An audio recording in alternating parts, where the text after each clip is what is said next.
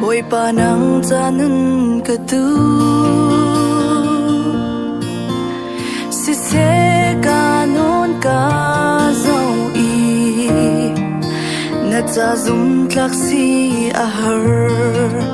At sambao mi kanon hi Mi tana ka atling lo Boy panang talo intun Kanon nakta ba Kan hair boy ba Nagod ka sano Liangan big boy ba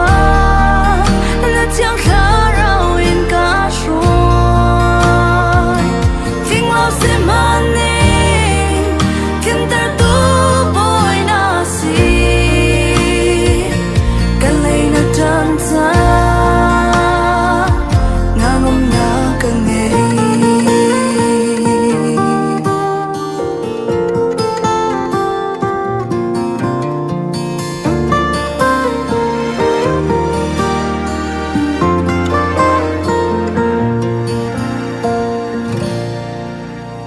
Kekalai boy ba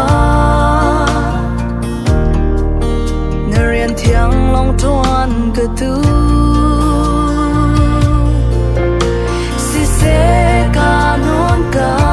zau I Sung zat lang nak long atam Ader thomi kanon hi Ronak hun apan theo ton Boy panang talo intun Katha zang a lo Kan hair boy pa Nakut kat salo Liangan big boy pa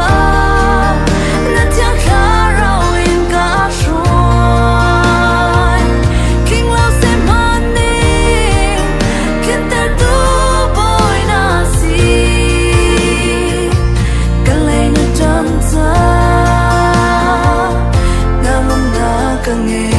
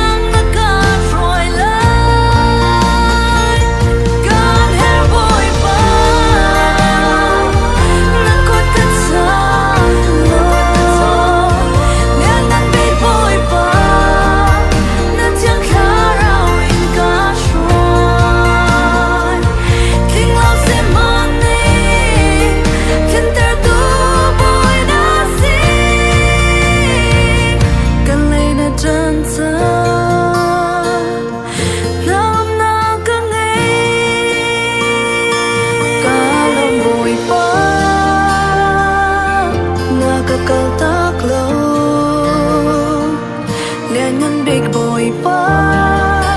Nakaumpi sung zako